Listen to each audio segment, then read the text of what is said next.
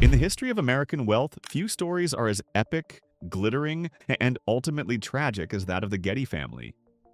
It's a saga written in oil and tears, a dynasty built on a foundation of unimaginable wealth, yet haunted by a darkness that no amount of money could ever seem to banish. At its center stands one man, a figure of such immense power and baffling contradictions that he remains a legend to this day. Jean-Paul Getty, once the richest man in the world. He was a titan who could move markets with a whisper, who owned art collections that rivaled museums, and who built an empire that spanned the globe. Yet, this isn't just a story of how one man conquered the world of oil. It's the story of what that conquest cost his own bloodline. From a single modest loan, one of the great fortunes of the 20th century was born. But with that fortune came a legacy of scandal, addiction, and heartbreak so relentless, so pervasive, that many would come to speak of a Getty curse. This is the rise and the devastating fall of an American dynasty. At the height of his power, J. Paul Getty could buy almost anything on Earth. His oil empire spanned continents, his art collection rivaled museums, and his personal fortune was the largest in the world. And yet, he famously installed a payphone in his 72-room English mansion for his guests to use. This single paradox of mind-boggling wealth paired with an almost pathological cheapness would come to define not just the man, but the tragic dynasty he created. While he meticulously built the world's largest private fortune, his family unraveled in a storm of scandal, kidnapping, and despair, proving that while money can buy anything, it couldn't save the Gettys from their own curse. The story of the Getty fortune doesn't begin in a boardroom or on Wall Street, but in the dusty, uncertain oil fields of early 20th century America. And it doesn't begin with Jean-Paul, but with his father, George Franklin Getty. George was a lawyer by trade, a cautious man of Methodist principles who, in 1904, took a calculated risk. He moved his family to Oklahoma and invested in land, drilling for the black gold that was starting to fuel a new industrial age. He found success as an independent oilman, building a comfortable life for his wife, Sarah, and their young son, Jean-Paul, born in 1892. From a young age, Jean-Paul was different. Where his father was steady and devout, the son was restless, ambitious, and had an almost supernatural instinct for business. After studying at universities in California and a stint at Oxford, he returned to America, not to simply join the family business, but to conquer it. In 1914, armed with a loan from his father, he started buying and selling oil leases in Oklahoma's booming oil fields.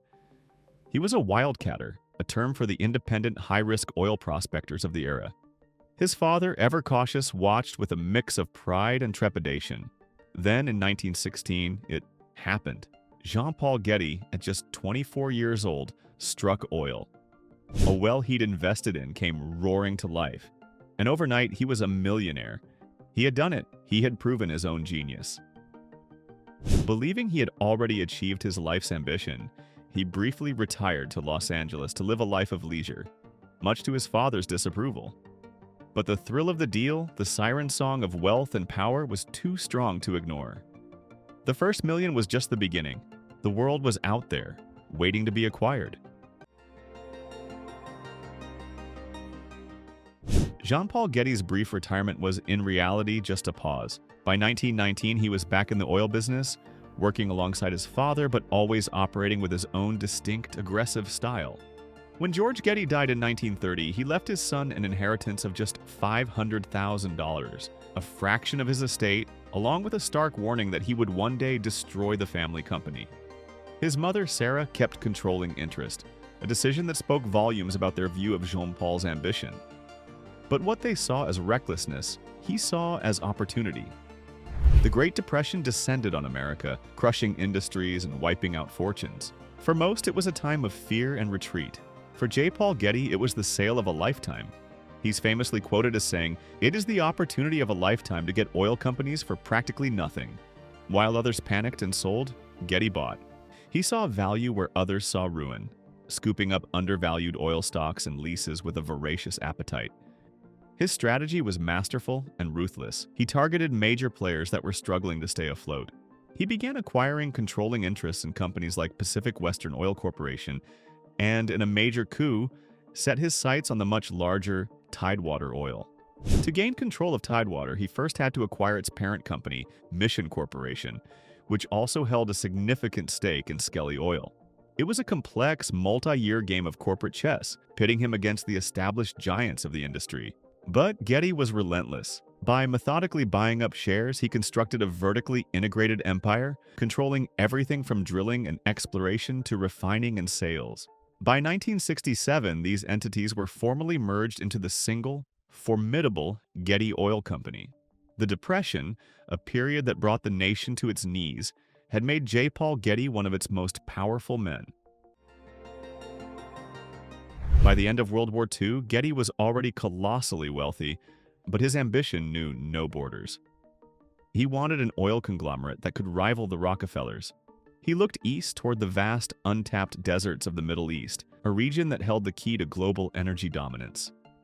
His target was a barren, desolate tract of land known as the Neutral Zone, an undefined area situated between Saudi Arabia and Kuwait. It was considered a high-risk gamble. Major oil companies had passed on it, believing it to be worthless. In 1949, Getty made a move that stunned the industry. He negotiated a 60-year concession for the territory, agreeing to pay the Saudi government terms that were unheard of at the time, including unprecedented royalties. He sank millions into exploration, drilling well after well into the unforgiving desert sand with no results. For 4 years and about $30 million of investment, it seemed his legendary business acumen had finally failed him. The whole thing looked like a catastrophic loss. Then, in 1953, the gamble paid off. Oil was struck, and not just a trickle, but a torrent. The wells in the Neutral Zone began producing millions of barrels a year, flooding Getty's coffers with a tidal wave of new wealth. This single audacious move transformed his fortune from immense to almost mythical. In 1957, Fortune magazine declared him the richest living American. The wildcatter from Oklahoma had become an international tycoon, the undisputed king of a global oil empire. He had reached the pinnacle of financial success, but the man at the top was a man alone, and the foundation of the dynasty he was building was already starting to show deep, ominous cracks. But while the empire flourished, the family fractured. J. Paul Getty's genius for business was matched only by what one biographer called an illiteracy with respect to intimacy and family. His personal life was a revolving door of relationships. He married and divorced 5 times, fathering 5 sons with 4 different women: George F. Getty II, Jean Ronald, John Paul Getty Jr., born Eugene Paul, Gordon, and Timothy. He once lamented, "I would gladly give all my millions for one lasting marriage." Yet his actions spoke otherwise. Business was his true love, his all-consuming passion, and his family often felt like little more than a secondary concern. His relationship with his sons was distant and often cold. He viewed them less as children to be nurtured and more as potential heirs to be molded or as disappointments to be criticized. This emotional distance was compounded by a personal trait that would become the stuff of legend: his extreme, almost pathological frugality. The stories of his miserliness were both comical and chilling. He installed a coin-operated telephone in his magnificent 72-room English Manor Sutton Place, forcing guests and even his own family to pay for their calls. He chose to live at Sutton Place partly because it was cheaper than his previous residence at the Ritz in London. He once made a group of friends wait outside a London dog show for 10 minutes so they could all get in at the half-price evening rate. He was known to reuse office supplies and even hand-wash his own underwear to save a few cents. While these quirks might seem eccentric, there was a darker side to his penny pinching. The most harrowing example involved his youngest son, Timothy, who was diagnosed with a brain tumor in 1952. Living in Europe, Getty was separated from his son, who was getting treatment in the United States. According to his 5th wife, Teddy, Getty scolded her for spending too much money on their dying child's medical care. When 12-year-old Timothy tragically passed away in 1958, Getty, citing pressing business in Europe, did not attend his own son's funeral. The richest man in the world could afford anything, it seemed, except compassion. This cold calculus, this prioritization of fortune over family, would set the stage for the dynasty's most infamous and defining tragedy. home, July 10, 1973. In the early morning hours, 16-year-old John Paul Getty III was abducted. Known as Paul, he was the rebellious, free-spirited grandson of the oil tycoon, a figure who had embraced the bohemian lifestyle of the era. He was snatched by members of the 'Ndrangheta, a ruthless Calabrian mafia organization that saw the Getty name and thought they had hit the jackpot. 2 days later, a ransom note arrived. The demand was a staggering $17 million. Paul's mother, Gail Harris, who was divorced from his father, John Paul Getty Jr., had no access to that kind of money. The kidnappers told her to get it from London, from the boy's father and grandfather. The family's response, however, wasn't what the kidnappers expected. Initially, many, including the police, suspected it was all a hoax, a ploy by the rebellious teenager to extort money from his notoriously tight-fisted grandfather. From his estate in England, J. Paul Getty delivered his now infamous public refusal. When asked by reporters if he would pay, he responded with ice-cold logic. "I have 14 other grandchildren. If I pay 1 penny now, I'll have 14 kidnapped grandchildren." He treated the abduction not as a family crisis, but as a hostile business negotiation. Paying the ransom was setting a dangerous precedent, an unacceptable business risk. For months, the negotiations stalled. The kidnappers held Paul captive in the mountains of Calabria, chaining him to a stake inside a dark cave. As the days turned into months, their patience wore thin. Accounts from his captivity describe harrowing treatment, with his captors even playing Russian roulette against his head. The family was in anguish, but the patriarch would not budge. In November 1973, 4 months after the kidnapping, the 'Ndrangheta decided to escalate their tactics in the most gruesome way imaginable. They cut off the teenager's right ear, placed it in an envelope with a lock of his hair, and mailed it to a Roman newspaper. A note accompanied the horrific package threatening, "This is Paul's ear. If we don't get some money within 10 days, the other ear will arrive." In other words, he will arrive in little pieces. The brutal mutilation finally broke the stalemate. Faced with undeniable proof and immense public pressure, J. Paul Getty at last agreed to pay, but even then his frugality was on full display. He negotiated the ransom down to around $3 million. He agreed to pay $2.2 million. Himself, the maximum amount his accountant said was tax deductible. The remaining sum he loaned to his son, John Paul Getty Jr., to be paid back with a reported 4% interest. On December 15, 1973, 5 months after he was taken, John Paul Getty III was found abandoned on a roadside, alive but forever scarred. When he later tried to telephone his grandfather to thank him, the old man reportedly refused to take the call. The ransom had been paid, but the true cost was only beginning to be calculated. Survival did not mean salvation. For John Paul Getty III, the kidnapping was a trauma from which he would never recover. He returned to a world that saw him as a tragic curiosity, his severed ear a permanent physical reminder of his ordeal. He spiraled into heavy drug and alcohol addiction, a desperate attempt to numb the psychological wounds. The tragic climax of his story came in 1981. At just 25 years old, he suffered a massive stroke brought on by a drug overdose. It left him quadriplegic, nearly blind, and unable to speak. For the next 30 years, he was confined to a wheelchair, requiring constant care, a prisoner in his own body. He passed away in 2011 at the age of 54, his life a long, slow epilogue to 5 months of terror in a Calabrian cave. The so-called Getty curse didn't confine itself to one branch of the family tree. The dynasty was riddled with misfortune. J. Paul Getty's eldest son, George F. Getty II, an executive at Getty Oil, died in 1973 in what was ruled a probable suicide.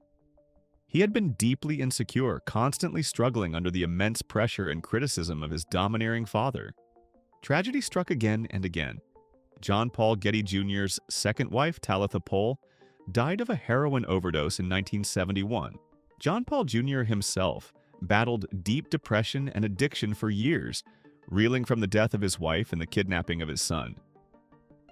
In a more modern chapter of the family's dark history, Andrew Getty, another of the patriarch's grandsons, was found dead in his Hollywood Hills home in 2015 at the age of 47. The coroner ruled the death accidental caused by a gastrointestinal hemorrhage and heart disease, but noted that acute methamphetamine use was a contributing factor. Even the seemingly stable branches of the family weren't immune to scandal. In 1999, it was publicly revealed that Gordon Getty, the son J. Paul had once entrusted with managing the family fortune, had been living a double life.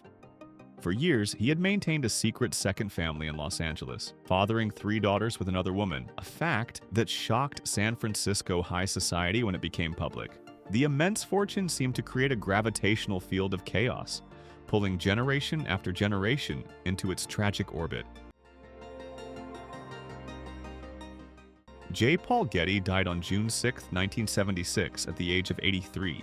He passed away at his English Manor, Sutton Place, never returning to California to see the lavish museum he had built in Malibu. His death created a power vacuum at the heart of the empire he had so meticulously constructed. The family's massive fortune, held in a complex trust, became the subject of intense infighting and legal disputes. The key player in the drama that followed was Gordon Getty, J. Paul's 4th son. Initially an opera composer with little interest in the oil business, Gordon became the sole trustee of the family's multi-billion-dollar fortune after his father's death. By the early 1980s, Getty Oil's stock was underperforming, and Gordon felt its management wasn't maximizing its value. He began looking for a way to shake things up. This led to one of the most dramatic corporate takeover battles of the decade. Gordon, seeking to assert control, guided the Getty Oil board into what was believed to be a binding agreement to sell the company to a rival, Pennzoil. However, just days later, in a stunning reversal, Texaco swept in with a higher bid of over $10 billion. Gordon and the Getty Oil Board broke their deal with Pennzoil and sold the company to Texaco in 1984. The sale marked the definitive end of the Getty family's control over the oil empire that had been the source of their power and their pain for over 80 years. But the saga wasn't over. Pennzoil, furious, sued Texaco for interfering with its contract. In 1985, a Texas jury delivered a jaw-dropping verdict, ordering Texaco to pay Pennzoil over $10.5 billion in damages, the largest civil penalty in U.S. history at the time. The legal fallout drove Texaco into bankruptcy before it ultimately settled with Pennzoil for $3 billion. The Getty empire was dismantled in a blaze of corporate warfare, leaving billions for the heirs but dissolving the central pillar of the dynasty. With the oil empire sold, the Getty legacy began to transform. The name, once synonymous with oil fields, became increasingly associated with art, philanthropy, and a new kind of digital empire. This was the ultimate paradox of J. Paul Getty's life. The man who was notoriously cheap in his personal affairs would, through his will, become one of the greatest cultural benefactors in modern history. Upon his death, Getty left the bulk of his estate to the J. Paul Getty Trust, a bequest that would swell into billions of dollars, creating the world's wealthiest art institution. The trust operates the iconic Getty Center in Los Angeles and the Getty Villa in Malibu, a stunning recreation of a Roman villa. His only stipulation was that the money be used for the diffusion of artistic and general knowledge. Millions of visitors now walk the halls of his museums for free, a striking contrast to the man who charged his own guests to use the telephone. But the Getty name would be reborn in the business world too. In 1994, J. Paul's grandson, Mark Getty, co-founded a new venture, Getty Images. Recognizing the power of the internet, he created a centralized marketplace for stock photography. Through strategic acquisitions, Getty Images grew into a global media powerhouse, fundamentally changing the visual language of news and communication. It was a new Getty empire, built not on oil drilled from the ground, but on images transmitted through the air. In a final twist, the Getty family led an investor group to reacquire a majority stake in Getty Images in 2018, bringing a significant piece of the family's modern legacy back into their hands. This dual legacy, one of priceless art given to the world and another of a revolutionary digital business, stands in stark, unsettling contrast to the personal anguish that has defined the family for decades. The Getty name now represents both profound cultural enrichment and a cautionary tale of profound human tragedy. The story of the Getty family is a sweeping epic of American ambition and its terrible cost. It began with a $500 loan and a young man's unyielding belief that he could conquer the world. And for a time, he did. J. Paul Getty built an empire of black gold that made him the richest man on earth. But in his relentless pursuit of fortune, he sowed the seeds of his own dynasty's ruin. He was a man who understood the value of a dollar down to the last decimal point, but seemed to fundamentally misunderstand the value of human connection. Was there truly a Getty curse? Or was the family's cascade of misfortune the predictable, tragic inheritance of a fortune built by a patriarch who treated his own children like business assets and his grandson's life as a line item on a balance sheet? The endless cycle of addiction, scandal, and untimely death seems less like a supernatural affliction and more like the human fallout of a family raised in the shadow of a man who, despite his 5 marriages and vast progeny, died profoundly alone. The Getty fortune, now channeled into world-class museums and a global image empire, has undeniably enriched our culture. But the family story remains a chilling testament to gilded misery. It's a powerful, enduring warning that a life dedicated solely to acquiring wealth can create a prison of its own making. A dynasty built on gold, but haunted by ghosts. Billions of dollars couldn't buy them peace, couldn't shield them from despair, and couldn't, in the end, save the Gettys from themselves. If you found this story of wealth and tragedy compelling, be sure to subscribe and hit the notification bell for more deep dives into the world's most fascinating dynasties. And let us know in the comments below. Do you believe in the Getty curse, or was their fate simply the human price of an extraordinary fortune? Thanks for watching.